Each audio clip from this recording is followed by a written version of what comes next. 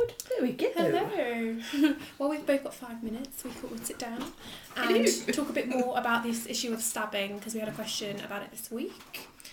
First of all, it's important to know that each student does kind of come to RPM with a natural style. So even when you're doing kind of choices, rich choices, sometimes you have a child that kind of really quite feebly touches one of the answers. Yeah, so my Chris, for example, if you've watched any clips of him, you'll see he's sort of is quite like this, very gentle. Yeah, and even when he was on this stencil, he'd never be pointing like this, boom, boom. It was more of a yeah. And then you have some students that straight away, even on the rip choices, like bam, and then they go onto this stage and it's bam, bam, bam, and then they go on to here and it's so it's important to know that everybody has their kind of natural style, so we can kind of help with that to an extent. So for example, someone like Susan, Chris, when he points, one of our goals for Chris is to actually point a bit firmer. So if he's kind of hovering around, we'll go on, push it. And so that's something we're working on in the same way. And sometimes we use like the tape on the board that as really well helps. to give that to help him to really get that sort of tactile feedback. Yeah, anybody, just quickly, if anybody's got a student out there that's kind of really like this or not really touching it, don't feel like it's going backwards to put some tape on them. It will really help you in the long run. And then when you take the tape away, you'll find that the student's actually a lot more accurate and the muscle memory of kind of pushing is there then. Yeah. So I think the important thing that Alex just mentioned there was, this is all about thinking about skill goals, so identifying where your child needs to, improve. What skill goal are you going to set? So if you've got a child that is very stabby, you'll be setting a skill goal that will be to try and slow them down a bit. Yeah. If you've got a child that is just sort of hovering, you'll have a skill goal that will be to help them to actually touch and push the letter more. And when are you going to work on that?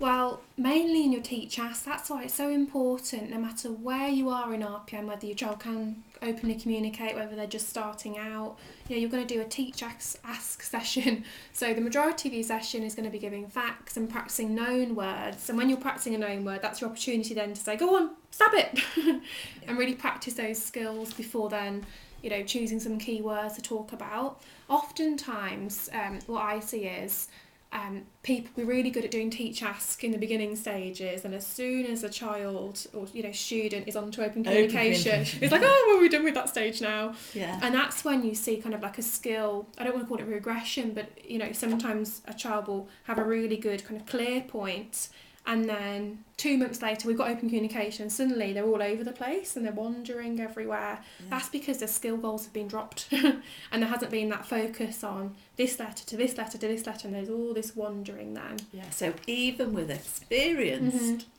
children, students, keep doing the teach ask part of the session and use that as the skill building part. Yeah, skill building, and also it's chance for you as well to identify the skills. Like if you're always doing open things, it's really hard even to sometimes think of what goal do I need. If you've got a known word and the student, let's say if they're spelling the word England, they go E and they go N, I'd be like, ting! That skill goal now is to go from letter to letter without going all of this wandering. Okay, then that would be the goal for the rest of the session. So every time they started to wander, I'd be like, hang on, okay, go back to the E, get the N. I'd just get them to practice those fluid motions. If at the start of the session it became really obvious, like they weren't really touching it, or they're just hovering, they'd be like, right, skill goal, they've got to bash it. Yeah. We're going, go on, touch it. Yeah. Okay, anyway, let's just go back to the the thing we were going to talk about, which was the stabbing. The letterboard. So Alex did a response to a post very recently on this, so we'll cut and paste and put the response underneath the video clip anyway, so you can look at it. First thing that she said was, encourage him to slow down in between each point. So let's just talk about that. How do you do that, Alex? Yeah. A lot of people think it's enough to just go, okay, today we're going to point really slowly. And then every now and again there'll be like a small reminder. If you've got somebody that's so fast, that's absolutely bashing it, like that's not enough. Your verbal prompting kind of is going to be through the roof, going A, slowly, B, slow, like in between each letter I'll be kind of going slow. If they're going that fast, I would be taking away the board, because you don't want this situation to happen. Like, that's a bad motor pattern to encourage. You don't want that. You want a nice kind of fluid motion. If it can be fast, it can be stabby, but if it's clear, that's fine. But if you get into a point though where it's slipping around, don't let that happen. That'll become a motor pattern. And it's no use if you can't follow what they're saying anyway, because they're too fast. No, you have to make it easier for yourself. So if it was like the word England and they were kind of going, I'll be like, okay, E, let's write that down. So I'm forcing the student to slow down. A lot of people think, oh, but that's going to be really frustrating for the student. It might be, but you know, if we don't help them now though, then they're always going to be in that same boat. So and it might be that you say to them, look, you know, you have to get them on side as well. You know, I'm seeing that we need to work on this skill together, and I think overall it's going to make your pointing much clearer. Get them on board. Just give the explanation. Yeah. Okay. So the key thing there was, you know, tell them to slow down, but also, you know, show them how to slow down by actually taking the board away and writing down each letter if you have to for so verbal prompting to slow down, and also taking it away. Also, I see a lot of people when their child like a fast pointer, they kind of go E N G. What I do is E, and like everything I'm doing is to slow that person down. Don't try and keep it with a E N G. E, and slowly, G, slowly, L, slowly. Everything has to kind of bring it down a level. The same applies, or a similar thing applies if your child is still on the stencils and they've got this stabby motion, you know, and they're all over the place. One letter at a time, put the stencil down, take the pencil away, write it down. Then how would you build it up? Well, then you'd go to doing 2 letters at a time, and then when that was clear enough, now let's do like a syllable at a time, so in and then gland, you know, and then you do the whole word again. But build it up slowly though, like that's the key. Okay, so that was point 1. Second point that you made was if the finger's slipping, put some sellotape rolled over each letter to give a more tactile feedback. So we have already talked about that one. Sorry. Then often when a student stabs, they touch the letters. They touch letters in between words. Let me show you what I mean by that. So I'm just England. That is the word of the day. So instead of kind of going straight to the letter, this can sometimes happen.